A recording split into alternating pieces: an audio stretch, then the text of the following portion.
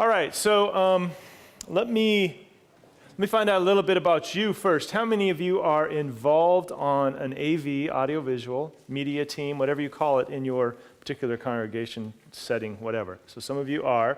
How many of you are looking to start such a team or group of people in your particular church context? Some of you? Okay, good. And let's see, what else would there be?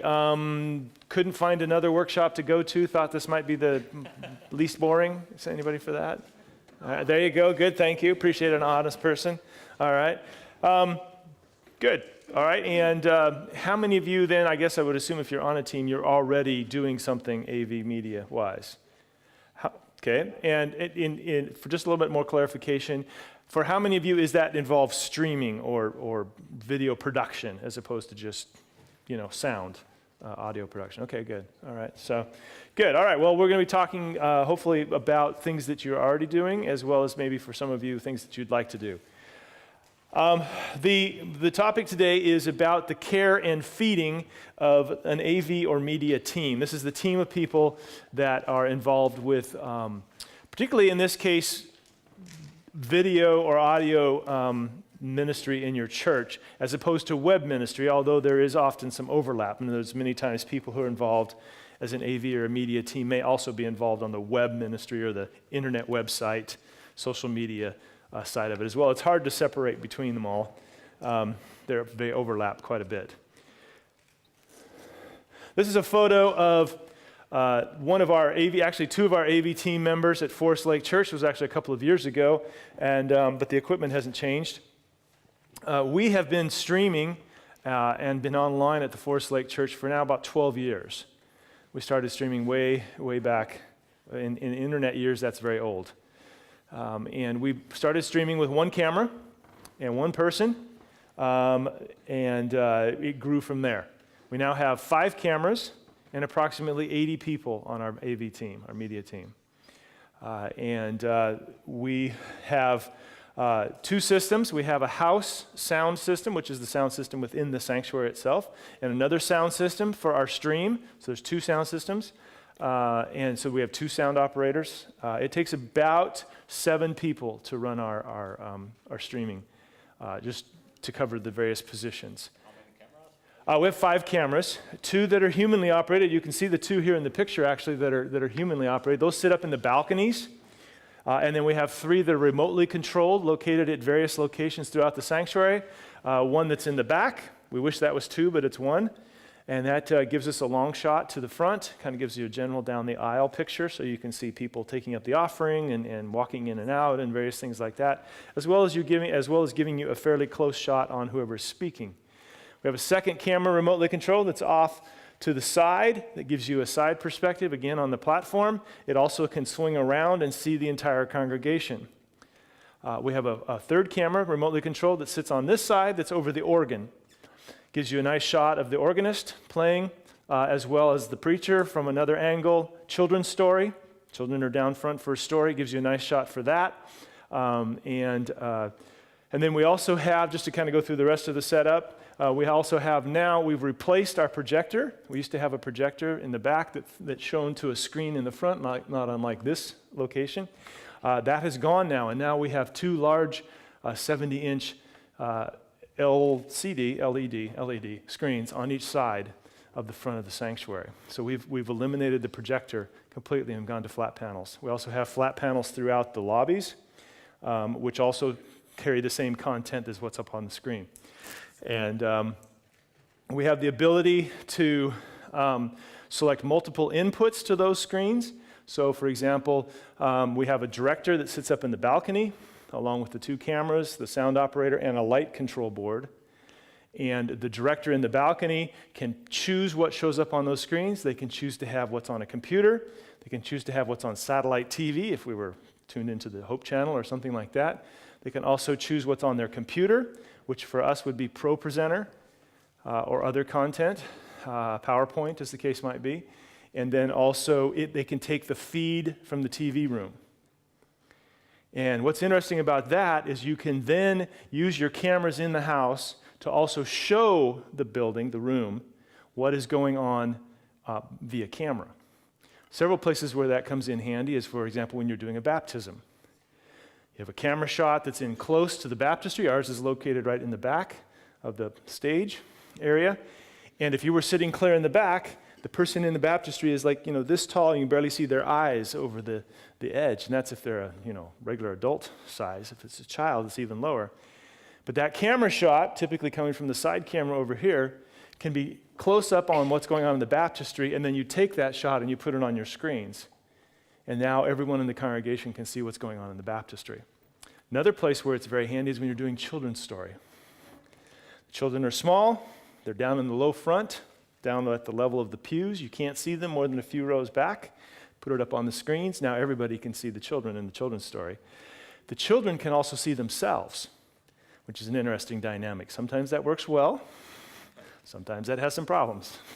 Children suddenly find themselves on camera. They suddenly think they are actors and actresses. And other times they suddenly realize that everyone can see them and they stop doing what they're doing. So that's some of the dynamics of how we are set up production-wise and how our house is set up. We have a separate room in the back, which is our TV room. We call it our TV room. We're actually not on television, but that's what we call it. And that's where the director sits, who's responsible for the camera shots for the stream. Also, we have a character generator person. That's someone who creates the text that shows on the lower third part of our video as it goes out. We also have a person who does the same thing as Pro Presenter in the balcony, but they do it for the stream, for the web audience. They're creating Bible texts and various graphics and so forth that also the director can take. And then it's also where our streaming equipment is located. So that just kind of gives you if you were to come to Forest Lake Church, be happy to give you a tour of everything, but now you've had a little bit of a tour of, at least in your mind, of what it's like. Another thing that's important about this picture, though, that I want you to recognize is that this camera operator here in the foreground is probably about 14 years old at the time this picture was taken. One of the things we're going to be talking about is how do we develop and grow an AV team? And I think it's significant that we have a young person there operating that camera.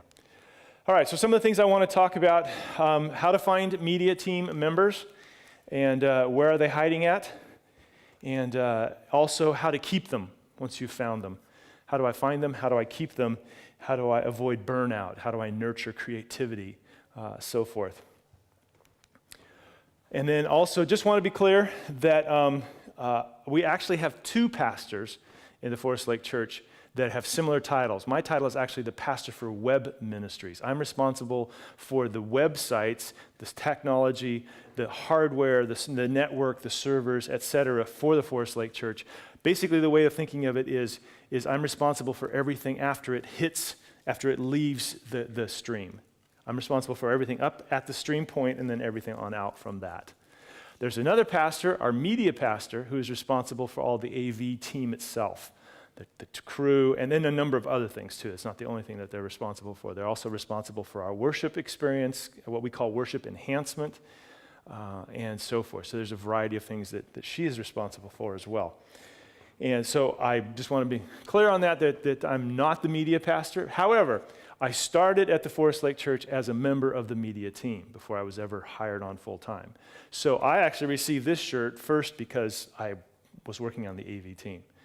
And that was what I did for until actually about a year ago. I needed to be free to do some other things, and so I, with a great bit of effort, managed to get myself excused from the AV team. And I'll perhaps explain a little bit more why that took a lot of effort, because it kind of speaks to developing and nurturing and keeping AV people around.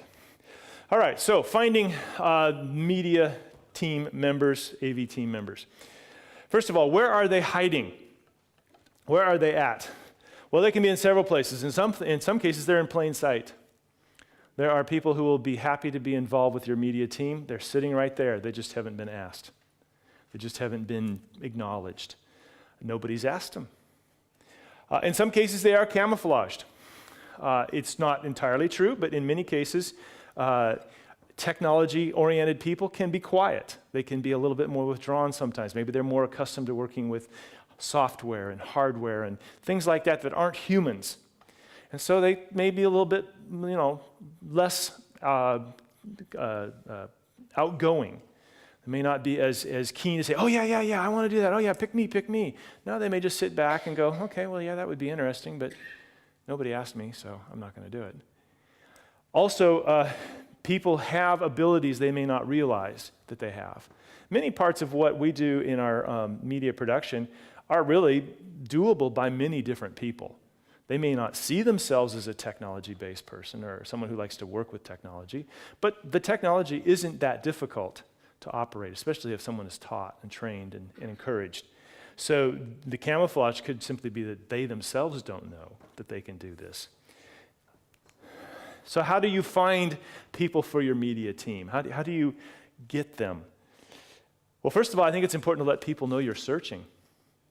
Whether that is as a pastor or the leadership in the church, the board, whatever the appropriate entity is in your context, what is it that you're looking for? Well, let them know.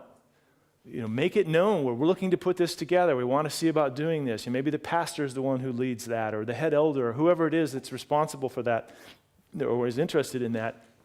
That person should be saying, we're looking. This is what we're looking for. These are the kinds of things we're looking for. These are the kinds of things we want to do. Let people know you're searching. And explain it as something that is not just for computer geeks or not just for, software or hardware type, people or whatever it is, but that it's something you're willing to train and that it's something available for young people. I think this is one of the key things about media. Teams, AV teams. Unlike some other ministry areas in church, although I can't think of too many, young people should be involved. I think it's vital, in fact. If you don't have young people involved in your AV, your media team, I think you're losing sight of what it should be about. But because of the fact that young people should be involved in this, you may need to recruit parents or teachers to speak for those young people.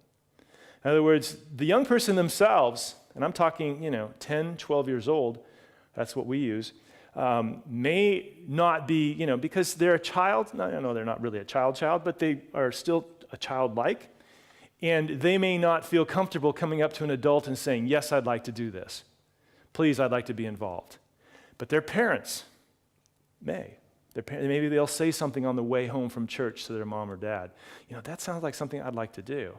And then the parent can be one to approach you. Or the teachers in their school. We have on our AV team the person who actually really started our AV ministry, who was the one who was first bringing a camera to church. One of those, it was a lady who teaches in our elementary school. And she had an interest. She taught herself how to use the camera. She taught herself how to do, camera work. And then along with a gentleman who actually had some formal training in media production, the two of them really started our ministry. She is still involved in our ministry, and most, if not all of our camera operators were taught by her. Many of them were recruited by her because she's a school teacher. She teaches 7th grade.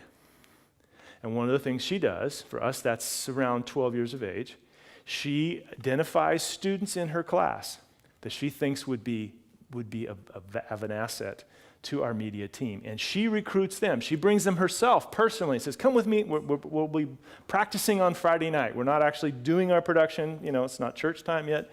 But on Friday night, we'll have a practice many times for the musicians or some special aspect of the church service. And she'll say, come with me and just come sit with me and watch what I'm doing. And I'll show you what I'm doing. And then she'll let them do it. And that's how we've gotten many of our AV team members, is because of that teacher. So if you can let parents know, or if you can let teachers know to recruit for you, if you will, many times that is very helpful. And then, as I said, encourage referrals. Now, keep in mind that some parents have great aspirations for their child. Their child is going to be the next great football player. Their child is going to be the next great, politician, the next great inventor or whatever. Some of those children may not actually have that ability, and maybe it's the parent who is, more anxious than the child. And in some cases, you will end up with parents who are saying, oh, my little one here, oh, they'll be great, great, great, great. And the child really doesn't want to do it. And they're really honestly not that good. They really don't. If they don't want to do it, they're not going to be that good anyway, no matter what their abilities are, right? So you have to keep that in mind. You have to balance that. But despite all that, it's still, I think, more important to encourage referrals, encourage people to refer people to you. At the end of the day, one-on-one is how it's going to happen. It's going to happen because a person on your team takes an interest in someone else and recruits them in, involves them in, shows them what to do, gets them encouraged. I would recommend avoiding the nominating committee process as the way of getting your AV team members. And the reason I say, now that may be the end result because your church is going through a nominating committee process, so they need names on a list. But the reason I say avoiding it as far as the way to get your AV team members is, again, like many times in a local church, the nominating committee is looking to fill slots, and so they just come up with people and names. Whether that person's really interested or not, or gifted in that area or not, really this is an area of ministry that does call for some sort of giftedness, some sort of a willingness, and some sort of skill eventually. And oftentimes nominating committees aren't always plugged into what people's skills are. They're trying to get names, for a list and get that report in to the church. So I wouldn't rely on a nominating committee as the way to find my AV team members. I would develop it more organically, more internally, more one-on-one. Building a team identity. It's important, I think, to brand your ministry group. Come up with a name. Doesn't have to be anything fancy. It could be Forest Lake Church Media Team. Have you noticed the media team around here? They all have a shirt that says, what, SEC Media, right? That's their brand. That's their name. I don't know how much time they spent coming up with that, but it probably wasn't too difficult, right? It's just a simple name. It works. Somebody came up with a logo. Somebody came up with a design. Somebody came up with a name. And then name your group. And I think a key step is to give them a shirt. Give them a shirt. It creates a sense of identity. On our media team, you don't get your shirt because you showed up the first time. You don't get the shirt because you came once. You have to earn it. You have to earn it. You have to come back repeatedly. You have to become involved. You have to take responsibility. You have to be on time. You have to take ownership in whatever it is that you're going to be involved in the AV team, and then you get your shirt. And in my case, I must have 10 of these now at least. But it becomes an identity. It becomes a brand. It becomes a way of building a team. It becomes a way of saying, oh, see that person over there? They're part of our ministry, our media team. It's also helpful because, amongst other things, it's a practical purpose. What do I wear on Sabbath when I'm on the AV team? Do I wear a suit and tie? Do I wear a dress? Do I wear, not wear a dress and pants? Whatever. It eliminates one part of that question. Here's something that you can wear that's because I'm involved with this ministry, this media team. This is what I wear. It answers that question. Also, sometimes in the context of media, you're involved in doing things. You're not just running equipment. You have to pull cords. You have to drop cords. You have to do things. Sometimes you even have to crawl around and fish around for stuff. And so there's a certain amount of movement to it. And again, having something that maybe you can, it's okay if it gets a little, used. Actually moving around. If you're worried about your tie or your dress or something like that, it may prevent you from doing some of the things you need to do, or at least slow you down. So it answers the question of what do I wear when I'm on the AV team? Well, you wear your AV shirt. That certainly helps a lot. And especially with younger people, it gives them something to work for. So how to keep them? How do you keep AV members around? The question I would ask, first of all, is that what motivates technical people to stay engaged? And that's a question for you. What do you think, maybe you're speaking for yourself or for someone else, what do you think motivates a technical person, a technically oriented person, to stay engaged in a project? What's that? Gadgets. Definitely. What else? What keeps them plugged in? What keeps you plugged in? What keeps you interested if you're a tech? What's that? Improvement, okay, good. Like a task. A task, a project, a purpose, okay, sure. What else?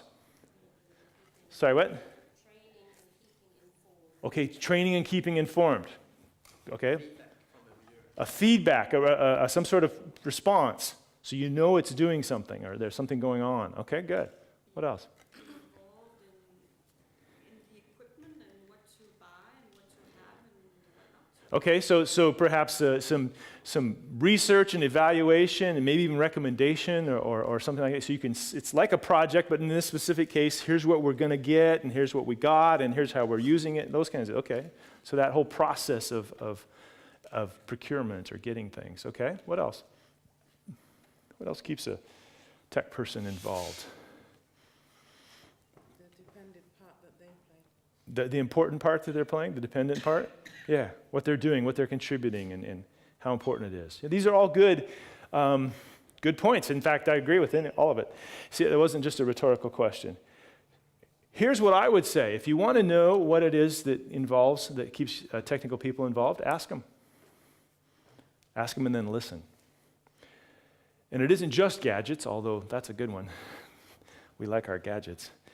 But I think gadget speaks to something, along with many of the other things you said, and that is that it's something that can be used. If we know that it's something that can be used, we're going to be involved in it, as opposed to something that's just ignored. Also helpful if it's something that's appreciated, something that's vital, something that adds value. You know it's adding value. It isn't just a nuisance. It isn't just an obligation or a duty or whatever, but it actually has value. So, then the next process of that is to work to make those recommendations happen. And that can sometimes be a challenge for a variety of reasons, but then to listen to whatever it is that is going to help that group stay engaged, and then work to make those recommendations happen. I'm going to illustrate how this can function in a bit. Recognize that you have an online audience, and then share the results of your efforts. This often takes someone besides the media team itself to make it happen. One of the best things you can do is educate whoever it is that's going to be up front that there's an online audience. So that, for example, when the person who's getting up and doing the welcome can say, "My name is Delwin Finch. I'd like to welcome you to our worship service this morning." You look right at the camera, especially those of you who are joining us online. I just heard from our AV media team director that we have 45 people connected right now. Whatever. It shows an immediate response. I'm looking right at the camera. I know to look at the camera. I'm not looking at the congregation. I'm looking at the camera because that's where that person is. That's where those people are. They're not here. They're in there. So that's an education process. Some people up front aren't sure what to do. They don't know how to respond. Teach them about tally lights. All right? I know which camera to look at because there's a tally light on it. That one right there. Not that one, but this one. No, that one. That's the tally light. And once you get into that mode of thinking, the director will work with you. They'll know that you're getting up to do the welcome, or that someone else is getting up to do the welcome, the pastor's going to be welcoming, whatever. They'll know to anticipate, you know what, I need to have a camera, it's got to have a tally light on, and that person is going to look at it and talk. So, the director shouldn't be flashing all over between various cameras. Stick with one, so they're going to do their welcome, and there you go. It's a little harder to get that concept. I'd encourage you to watch the service online yourself, and you'll see exactly what that looks like. Stay home some Sabbath. I give you permission. Wear your pajamas. Cup of whatever your hot beverage is. Watch the service online once you're starting to stream, and watch how it goes, and see how it happens. It's an educational experience. Trust me. You'll learn some things. You'll remember yourself. Next time I'm doing this is what I need to be thinking about. I noticed that, and I thought, that could be done differently. That could be done better. Nothing better than watching it yourself. So teach people who are involved to recognize the online audience. And then also make sure that the congregation is hearing about the results of this media ministry. And again, that may involve a pastor, a head elder, someone of importance within the congregation, someone of position within the congregation, being upfront and acknowledging that and saying something about it. What are the results of this? What is the feedback we're getting from this? What are the tangible results of this ministry? It isn't just because we want to keep the geeks busy. It isn't just because we want to spend a lot of money on equipment. It isn't just because we hear the fad is we got to stream now or else. What are the real tangible values that are going to be of importance to the congregation? You know, and there could be a variety of things. It could be emails that someone has sent. It could be some sort of personal, story that someone has said. It could be a number of things. So here are some of the challenges that I see to media ministry, and there are a few. First of all, money. Let's just be honest, that's probably one of the biggest ones right up front. Technology is not cheap. Some ways it's gotten more inexpensive in terms of what you get for it, but it still costs money. And you never have enough. Because once you have SD cameras, then you want HD cameras. And who knows what comes after that, and so forth and so on. Once you're streaming at 150K, then you want to stream at 300K. And then you want an HD stream. And then you want, so forth and so on. So money. It's relatively expensive, and the area is always changing. Many times people feel that if they've spent $10,000, $20,000, $30,000, these are all very realistic figures, on technology, cameras and so forth, that we're done. It's like building the building. We spent, $500,000 building this building. We're done. Well, with the building, you may be pretty much done building it, but you're still going to be maintaining it on and on and on. And at some point in time, you're going to say, this building isn't big enough anymore. This building, we don't like the color. We want to change the color. We want it, whatever. We need more pews. We need something. We need to change this space so we can do that, so forth. You're never really done with the building either. And yet sometimes people think that if we spent $40,000, $50,000, whatever it is, on equipment, we're done. No, you're not. You're just getting started. It's an addiction. It just keeps going. But you have to get over that mentality, or help people get over the mentality of we buy it once and forget it. You have to plan for the next thing before the current one is dead. And sometimes they die sooner than we expected. Sometimes they quit sooner than we'd like. But along with the concept of not just buying it once and forgetting it, you also have to plan for the next thing, because they're always going to be changing. You're always going to be adding. You always need to be planning for the fact that this is going to need to be replaced. That's going to need to be replaced. We want to upgrade, whatever. Because if you're doing it well, it will continue to grow. Forest Lake Church, when it first started, streaming had the capacity to handle 25 connections concurrently. That's if nobody was using their laptop. That's if nobody was on the network in the church. 25 connections. That's not necessarily people, that's just how many computer IP addresses were accessing it. The stream was originally only available for Windows computers. You could use it on a Macintosh if you had the right translation software, but not natively. And you could not use it with any mobile devices. Fortunately, at the time, mobile devices were just a gleam in Steve Jobs' eyes. So they weren't all that, it was pretty much just desktops, laptops. And Windows pretty well covered most of your computer users. However, with time, they ran out of bandwidth for the connections, especially if someone wanted to use their laptop at the same time. And so the church doubled its capacity to 50 concurrent connections. Didn't take long before that became insufficient. And so we got really crazy and more than doubled it to 125 connections. And that was only a few years ago. We're currently running at 250 connections, and I'm about ready to triple that. That's just the way it is, because it keeps going and going and going. It gets bigger and bigger and bigger. We started with the ability for Windows. Now we're on both Windows and mobile devices. We started with just a couple of low-quality streams. Now we're moving into an HD quality stream for both. Actually, we're running two streams right now. One that's specifically for mobile, and then the other for desktop computers and laptops and so forth.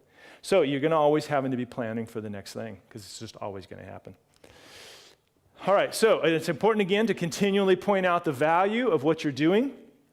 And that's a challenge, because people may start taking it for granted that it's always there, and there's always a team of people to do it, and it just happens no matter what, and people just forget that it takes an ongoing process, and that you want to continually point out the value of having it there.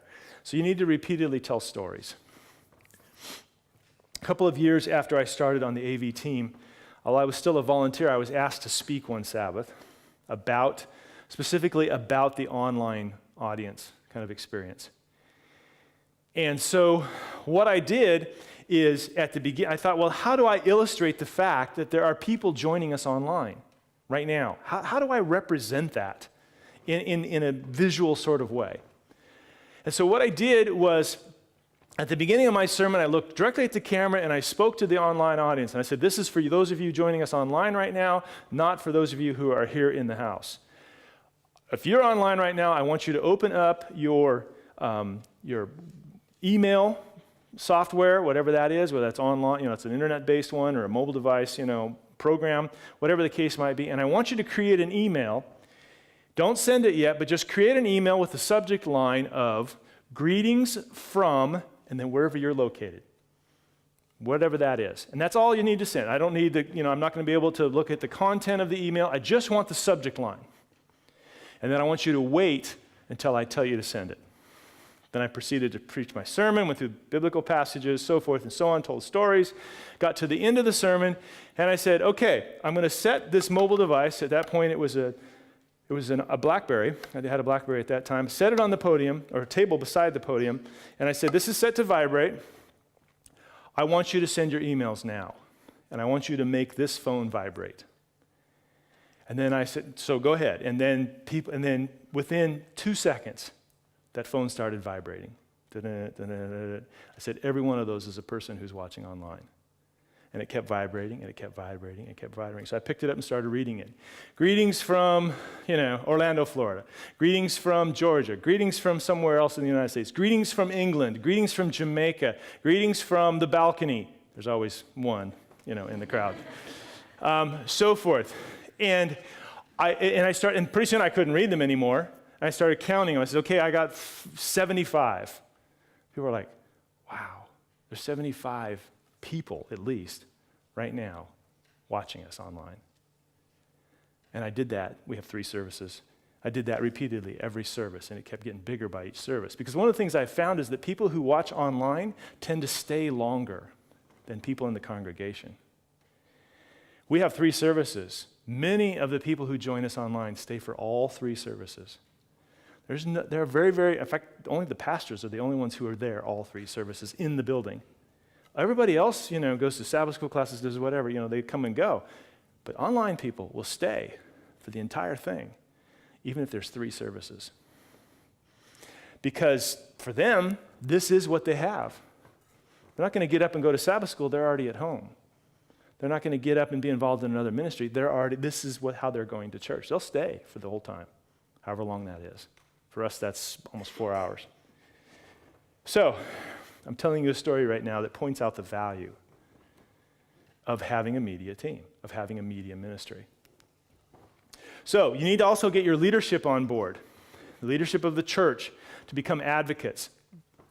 We have a board chairman who is a professional, corporate world sort of individual, highly educated, highly compensated, so forth, who was a bit skeptical of this media team, or why do we need this, especially when I started pushing having wireless access in the church. Until his grandchildren, started becoming involved in Sabbath school. And why that became significant, because he could take his grandchildren to Sabbath school and could also see the worship service on his mobile device. And all of a sudden, being away from the congregation, the main sanctuary portion, but still able to see what was going on there, it started making sense. The same with individuals who've come to me and said, I'm so glad we have this now because my mother, my grandmother, my aunt, my uncle, my children are able to join us online. Once you've started doing this, once you've started doing a media ministry, the fastest way to find out how effective it is to have your internet go down. And then the phone starts ringing. And then the emails start coming in. And then the comments start being made. And suddenly you find out how many people are relying on this. One Sabbath, in fact, I think it was a Sabbath that I was involved doing announcements and so forth. One of the things you do if you do announcements in our church is you tell the children's story. And on that particular Sabbath, because of time, and time is an issue I mentioned earlier in the presentation I made, when you're doing streaming and so forth, time becomes a factor. We didn't have time on that particular Sabbath. We had some other things that came up. We had somebody spoke too long in the baptism, whatever it was, and I couldn't do the children's story. Just couldn't do it. It wasn't going to fit. We have 3 services. I can't run long in the first one because there's a second one that starts 10 minutes afterwards. I can't run long in that one because there's another one that starts 10 minutes after that. So, and there's Sabbath school, anyway. It's what happens when you have 1,600 people there on Sabbath. So so I canceled the children's story. I didn't have it. I couldn't fit it in that first service. Oh, you should have seen the emails. Not from the people in the congregation, from the people online. Why? Because they tuned in specifically to see their grandchildren up front. Because they had gotten up early, even though they're going to church somewhere else in the country, they had gotten up early because they could see their grandkids up front and go, oh, there's my granddaughter. Oh, there's my grandson. Oh, isn't that great? Oh, they look so nice today. Their mother dressed them so nice. Whatever. And they could see those children there, and those children are children for children's story, but for those people, those are grandchildren. Those are my babies, right? One way to find out is cancel something. Lose your internet. You'll find out who's watching. So it's important to get your leadership on board. Some other challenges, avoiding burnout. This is one of the biggest ones, I think, with media teams. It's important, first of all, I think, to help in avoiding burnout by working in teams, by putting together multiple groups of people. And this, of course, is going to be relative to your context, how many members you have, and so forth. But it's helpful if you have more than one group of people. If it takes 4 people to do your media production on Sabbath, try to have 8 at least, so that it's not the same people every week. Because that's the really fast way to burn everyone out. It's the same people over and over, and pretty soon, you're just like, after a while, it's like, I know this is for the church, I know this is for the Lord, I know this is for all the people who are watching online, but I'm just tired. I want a week to sit in the congregation by myself instead of being the one on the camera, the one at the soundboard, the one as director, or whatever it is. And that's another thing to figure out too, is that you have to realize that if you're involved in an AV team, you're not going to church. You're helping church happen. There's a difference. As a photographer, for example, if I'm going to an event as a photographer, I'm not in the event. I'm capturing it on, as a photographer, but I'm not in the event. I'm not worshiping in the same way. And that's the same thing with an AV team. After a while, if it's the same people all the time, over and over, they're not worshiping with their families anymore. Now, it's an important thing that they're doing, but they're not worshiping with their families. They're making the media production happen, and that's an important thing to happen. But if it's the same people every week, after a while they're going to get burned out. After a while, this is a problem that parents who are pastors who have there with their children is like, my dad's always the one up front. I never get to sit in church with my father or my mother. They're always up front. They're always visiting other people. They never spend time with me. It's the same with AV teams. If being there before everyone comes and then staying there until everyone leaves every week is your experience, guess what? Your kids aren't getting to enjoy it with you. You're not going to Sabbath school with them because you're busy doing media. You're not able to sit with them. Mom is the one who has to try and keep the kids in line or whatever it is, and that becomes a challenge. So work as teams, try and develop a rotation, and then publish that rotation. Say, this is who's going to be on this week, this is going to be on this week. Publish that, make that a thing that happens so people know. And then bring in new blood constantly. Continually bring in new participants, new recruits, new possibilities. Maybe they won't work out. Maybe a young person is involved and, okay, I tried it and I didn't really like it. That's fine. But continually bring in new blood. You saw the picture at the beginning of a young man. It wasn't the same one, but we have another young man who's not as young anymore, who started on our AV team when he was 12 years old. We do this regularly. Started on our AV team when he was 12 years old. The 7th grade teacher's the one who showed him how to use the camera. He started as a camera operator. With time, he learned how to be the director up in the balcony. With more time, he learned to become one of the CG operators, the character generator operators in the TV room. Then he became the director for the entire production. Guess what he took in college? Media production. No surprise. And he is one of I mean, I'd tell him this if he were here. He's one of our best directors. He started when he was 12, and he's in his mid-20s now. That's a lot of experience, and that is someone you can rely on and count on because they've been there, they've worked through the process, they've learned the skills, and they started as new blood. So, have the more experience, train the less experience. I know not everyone who's doing this is experienced. You just kind of figure it out as you go, but you probably know more than someone else when they first start. So, have the experience, train the less experienced. Allow for specialization, cross-train. Maybe a young person starts first with working a camera, and they don't really like it so much. Maybe they'd rather work with sound. Well, then let them work with that. Learn how to do that. Cross-train so that you can do other things as the situation arises. I can do all of the positions on our AV team now except the soundboard. So I can run character generator, I can be the director, I can be a camera operator, I can do the light board, I can run pro presenter, I can do all of those things. Now that's not to brag. What that does is that it makes it possible, though, for the pastor for media, who's the one that schedules everyone, to be able to say, you know what, I need someone to fill this week. Can you do that? Yeah, I can do that. I'm not locked into one thing. Now, not everyone wants to do that. Maybe some people just want to work cameras, and we have people like that. They just want to do cameras. Great. Then do cameras. But if there's a willingness and an ability to be cross-trained, allow them to do it. And then you also have to allow for time off. Life changes. Things arise. Situations happen. People become pregnant and have children. People have difficulties in their marriage. People have changes in their jobs. People's schedules change. Things happen. So one way to avoid burnout is to allow for people to take time off. And then finally, implement their ideas.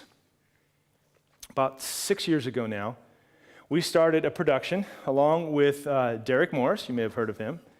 A production called Hope Sabbath School. You've ever seen that, some of you? It's on Hope TV.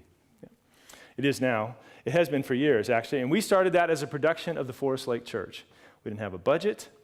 We didn't get any money from the general conference or anybody like that, the division, and so forth. We just sat down with our AV team. Pastor came to us. He said, I'd like to do this production. How can we make it happen? Is it possible? And the AV team sat around and started to think, okay, we would need this, we would need that. Maybe this is how we set up the stage. This is what the process is. This is what equipment we don't have. This is what we need to get. Here are the things that we want to do. Here's how we can, when we talked it all the way through. And what you see as Hope Sabbath School for the first 4 years of its production is a result of the media team at the Forest Lake Church, not just one individual. That was the whole team coming together. And then we did 52 episodes a year for 4 years, all volunteers. I don't recommend it. But I mean, it took an effort. We would set up on Sunday afternoons. That means volunteers had to come in on their Sunday. We set up the entire classroom setting on the stage of the church. So if you've ever seen Hope Sabbath School, that's the stage of our church. Transformed the stage, brought in desks, risers, backdrops, lighting, had to take the cameras down from the balcony and set them up over the pews so that they were at the right angles and not clear up in the balcony.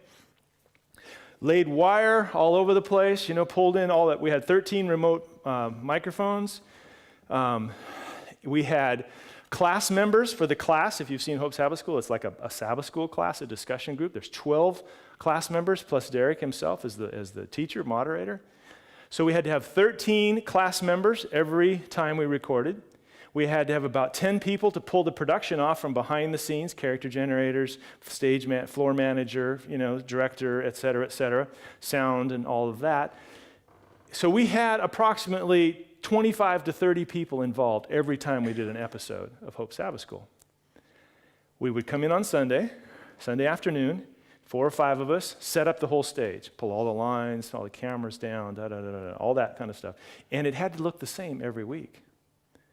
So we didn't just set it up this way one week and that way another week, and we'll go this way this time. No, we had lines on the floor, we had all this other kind of stuff to set all that up. Monday night, remember, these are all volunteers, so they have jobs. Monday night, we would shoot 2 episodes. Tuesday night, we would shoot 2 episodes, and then we would tear it down Tuesday night, because Wednesday night there's prayer meeting. We did that once a month for 4 years. It's a lot of work. But here's what happened as well, to kind of come full circle on that story. After doing it for almost 5 years, actually, we did about 5 years of production on that, 200 and some episodes. We said, you know what? We need a break.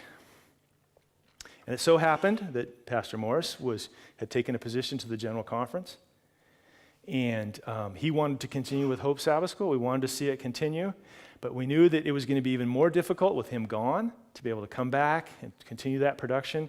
We finished out the year's worth of production for them. We did, I think at one point we were doing 6 or 8 at a time to try and get a whole year finished.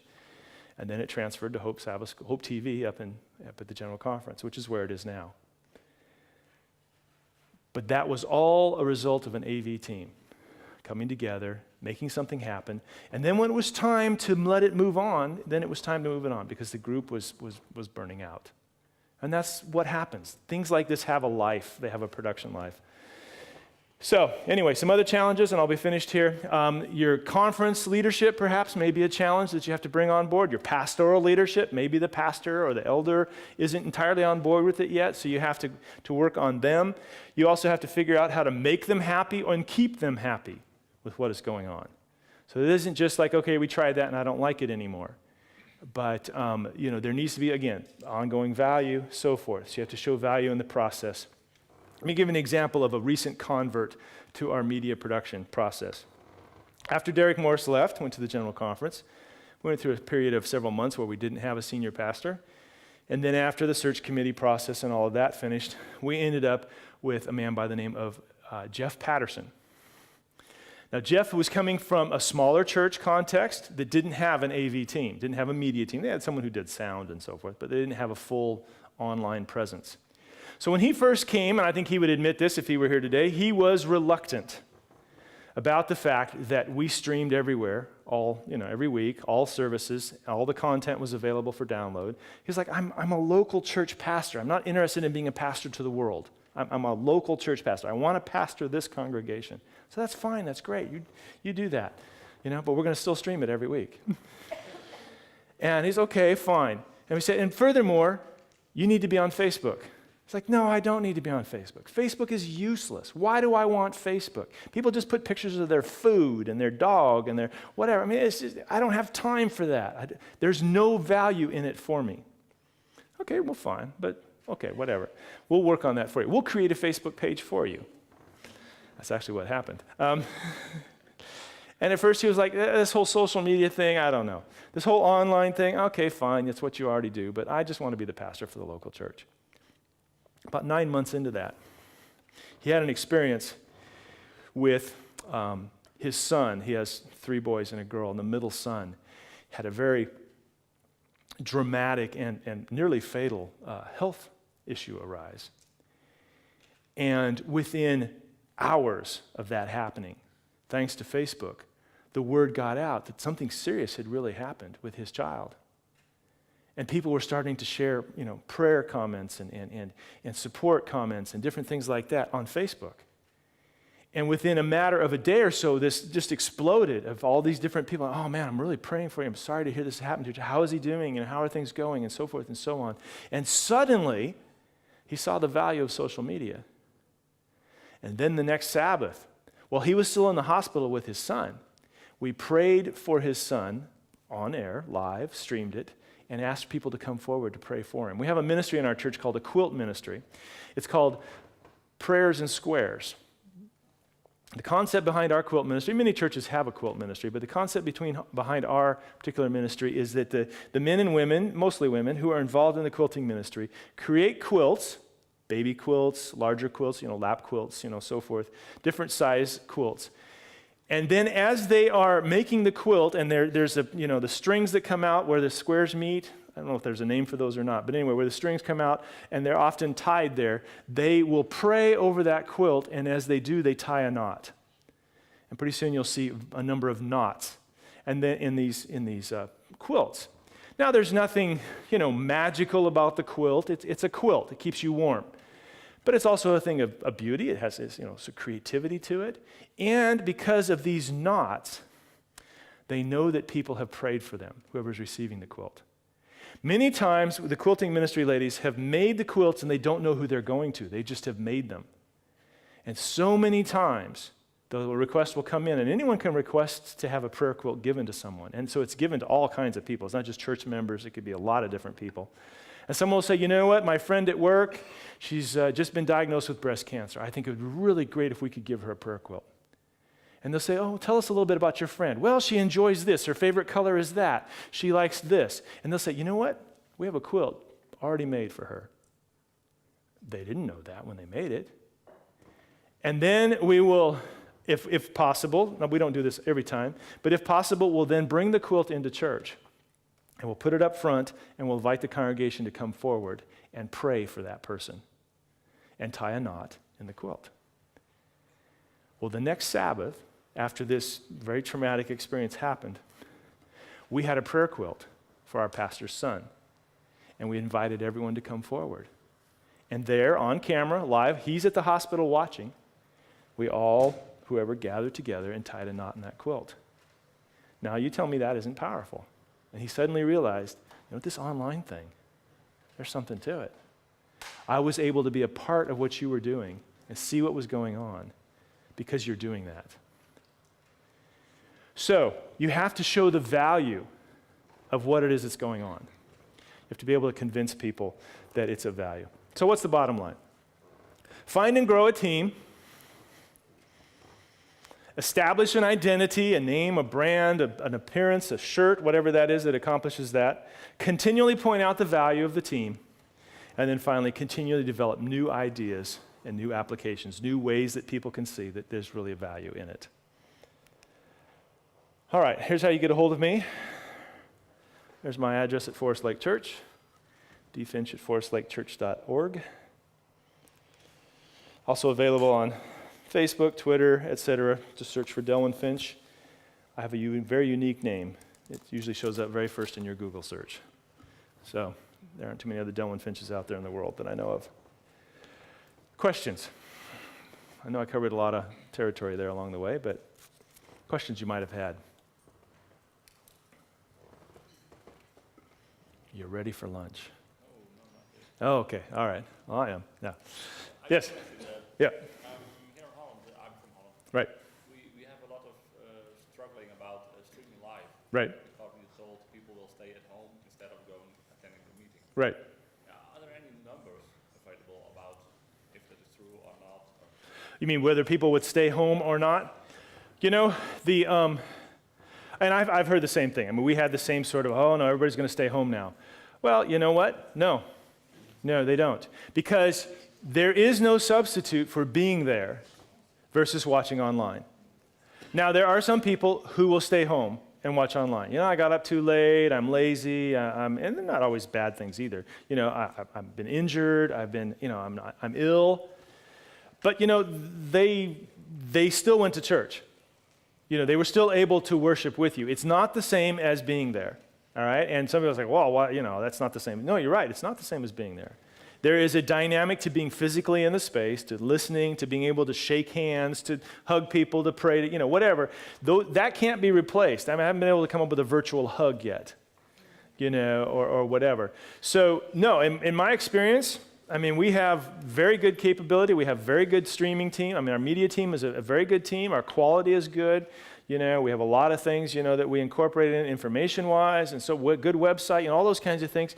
The majority of people still come to church because that's what worshiping together is. That's what I think too, but are there numbers available? I mean, I can tell you how many we have in attendance versus how many are online.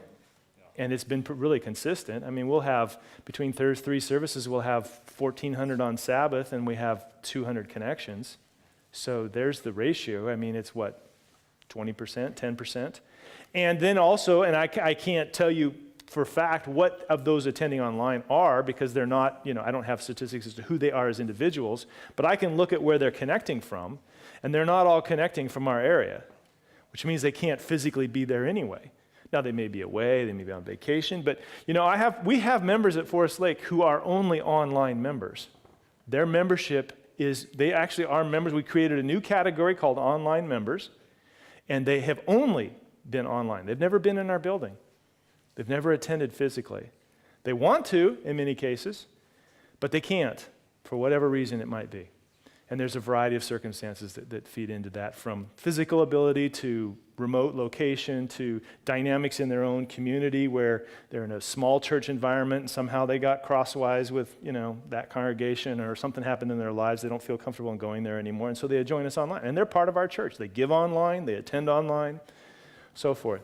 But that's a very small number compared to the actual people who still come and want to be in the pews. It has not emptied the pews by a long shot. Yeah. I have another question. Yes. About the, what you call it, if you stream a song, for Right. example, how to deal with the copyright. We have a license in the U.S. I believe, I know it's in the U.S. at least, but I don't know if there's the same international thing. It's called CCLI. I don't know sure what the letters all stand for. I don't think that's Creative Commons, but I know that's also another CC abbreviation. CCLI.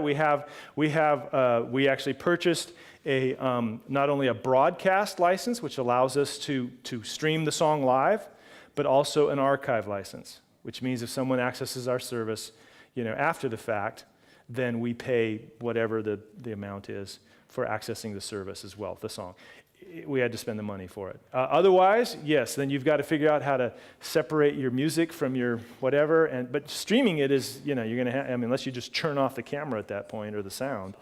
Yeah, so we went out and bought the license for it. Yes, sir. You're raising hands, or you? Okay. Yes, go ahead. I was going to say that you have a fairly large church. Right, correct. It's quite easier to get volunteers. Oh, no, it isn't. I say at least you have about 80 folks. There's 80 on the books, yes. We haven't got large churches like Right, that. sure. It's always a problem Sure. getting volunteers. Right. And you wouldn't get the right people sometimes. No, that's true, yes. And you still want to do, Yep. manage an AVT. Right. What are your recommendations? You just have to keep trying it. Not everybody's going to be, I think really one of the best things is to recruit young people. Get them when they're young so they catch a vision for it and they buy into it, and then you keep them around rather than the older people. Nothing against older people, but they have jobs, they have lives, they have conflicts with their home, whatever it is, and it may be harder. Now, at first, maybe that's all you have. But if you can invest in young people, if you can keep them, get them involved at an early age, you're much further ahead of the game. But yeah, no, it's always a challenge. It's a challenge for us. You may think we have a lot of volunteers. We have a lot of bodies, but we don't always have a lot of volunteers either. And for us, since it takes almost 10 people just to do a service, 80 sounds like a lot, but then you weed out the ones who aren't that active and the ones who, are busy right now or whatever it is. Really, there's a core group of about 30 that do it all, which when you narrow it down is, you still have that same ratio, 3 or 4 people or whatever it is out of how many you have in the congregation. It still becomes that challenge. It's always a challenge. I don't think, there's no magic way to make it go away, no matter how much pizza you give them or anything. The trouble is that you will experience burnout because Yep. you have just few people Yep. constantly there. Right. If you're able to convey value, sometimes that helps. If nobody in a church stops paying for the electricity because it's still a value. If you're able to do church without electricity, then you probably wouldn't pay for it. But at some point, somebody decided, if all else fails, we have to have electricity. And the church is willing to pay for it. So sometimes if you can instill value in people and show that there's value in it, it's a thankless job many times, but yes.